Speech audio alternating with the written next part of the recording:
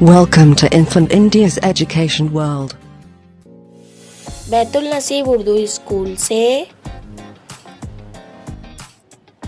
रियाजी की किताब दूसरी जमात के लिए लेकर आई हूँ अपना सबक बातों बातों में तफरीक।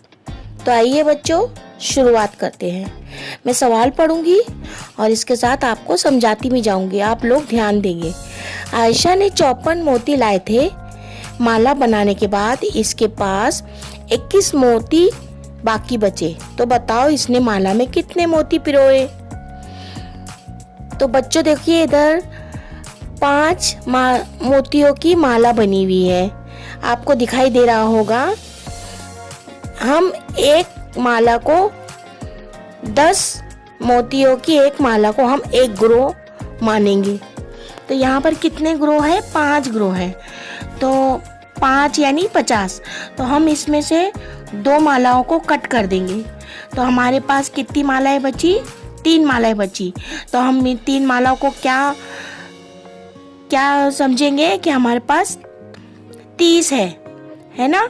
और नीचे खुले हुए मोती कितने हैं बच्चों? देखो खुले मोती 4 है, तो उसमें से एक मोती को भी हमें कट करना है। तो 30 और 3 हमारे पास कितने मोती बाकी बचे? 30 और 3, 30 और 3 यानी 33। यानी कि देखो यहाँ पर बताया गया है बच्चों, मोती लाए गए कितने? 54। मोती बाकी बचे कितने? 21।